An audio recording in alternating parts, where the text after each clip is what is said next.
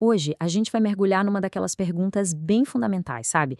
E para guiar a gente nessa jornada, ninguém menos que um dos físicos mais brilhantes que já existiram, Richard Feynman. A ideia aqui não é só achar uma resposta fácil, mas sim aprender a fazer perguntas melhores. Perguntas sobre de onde a gente veio e qual é o nosso lugar nesse universo imenso.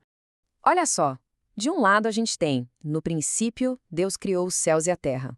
Do outro, há 13,8 bilhões de anos, toda a matéria e energia estavam comprimidas num único ponto. Quase todo mundo encara essas duas histórias como se elas estivessem numa briga até a morte, né? Como se fosse obrigatório escolher um lado. Mas e se essa batalha toda for, na verdade, uma invenção nossa? E é exatamente aqui que o Richard Feynman entra. Ele não pulava na arena para defender um time, não. O que ele fazia era desmontar a pergunta em si. Com uma curiosidade genuína, ele olhava para o que cada uma dessas narrativas estava tentando dizer. E, mais importante, para o que elas admitiam não saber. Essa frase aqui, ela é o puro suco da filosofia do Feynman. Para ele, a dúvida não era um sinal de fracasso, de jeito nenhum. Era uma porta aberta. Essa coragem de ficar no desconforto do não sei era o que, na visão dele, separava quem realmente queria entender de quem só queria, no fundo, estar certo. Feynman dizia que todo esse conflito nasce de uma certa falta de honestidade sobre o que cada sistema consegue fazer. A ciência, ela pergunta como. Ela funciona com o que pode ser testado, medido, provado errado. Já a fé, ela pergunta por quê. E ela opera no campo do propósito, do significado. Tentar forçar uma a fazer o trabalho da outra é que nem tentar usar um microscópio para enxergar galáxias. Simplesmente não é a ferramenta certa. Então, vamos para a ciência. Para Feynman, uma estrela não era só um pontinho brilhante no céu. Era uma guerra. Pensa assim. De um lado tem a gravidade, uma força esmagadora tentando implodir a estrela. Do outro, a energia absurda da fusão nuclear, tentando explodir tudo. E é o equilíbrio tenso entre essas duas forças que faz a estrela brilhar por bilhões de anos.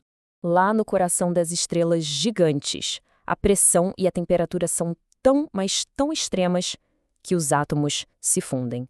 O hidrogênio vira hélio, o hélio vira carbono, o carbono vira oxigênio e por aí vai. A estrela passa a vida inteira cozinhando elementos cada vez mais pesados no seu núcleo. É literalmente uma fábrica cósmica. E então, a estrela produz ferro. E nesse momento, tudo muda. A história toma um rumo dramático. Sabe por quê? Porque fundir átomos de ferro não libera energia. Pelo contrário, consome. O motor da estrela, que era a fusão, simplesmente apaga. Não é que ele desacelera, ele para. De uma vez. Naquele exato instante, aquela força que empurrava para fora, some. A gravidade que ficou ali, esperando por milhões, às vezes bilhões de anos, de repente não tem mais nada no seu caminho. A guerra termina. E o que acontece em seguida é o evento mais violento que o universo é capaz de criar. O núcleo da estrela desaba sobre si mesmo numa velocidade que a gente mal consegue imaginar. 70 mil quilômetros por segundo. Isso é quase um quarto da velocidade da luz. É uma coisa absurda. Em menos de um único segundo, um núcleo que era do tamanho do nosso planeta, a Terra, é esmagado até ficar do tamanho de uma cidade. É uma compressão tão violenta, tão rápida, que desafia nosso senso de realidade. Esse colapso do núcleo gera uma onda de choque, um ricochete de energia tão gigantesco que a estrela inteira é pulverizada numa explosão. Uma única supernova libera mais energia em poucos segundos do que o nosso Sol vai liberar em toda a sua vida de 10 bilhões de anos.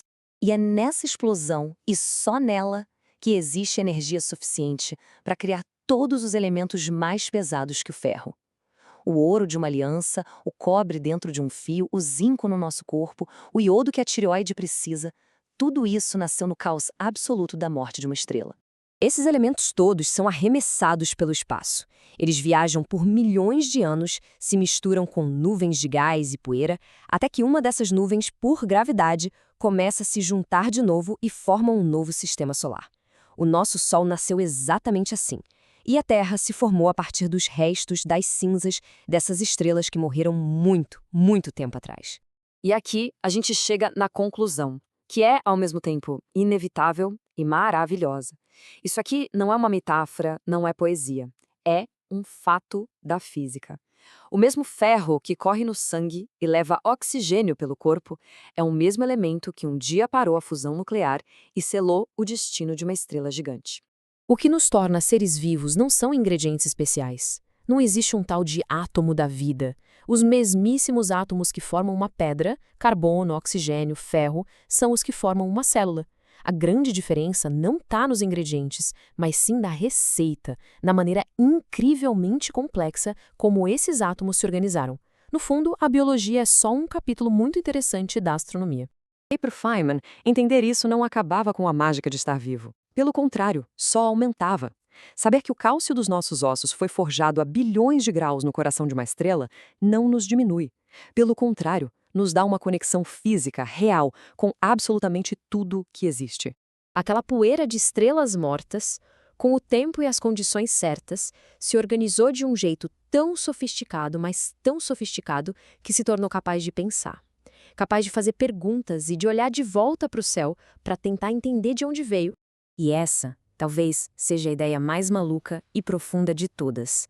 A nossa consciência sendo o jeito que o próprio cosmos encontrou para se dar conta de que ele existe. E isso deixa a gente com uma última pergunta para pensar. O que será que o universo está descobrindo ao olhar o mundo através dos nossos olhos? Para a gente continuar mergulhando em ideias como essa, não se esqueça de se inscrever no canal e ativar as notificações para não perder as próximas análises. Muito obrigada pela companhia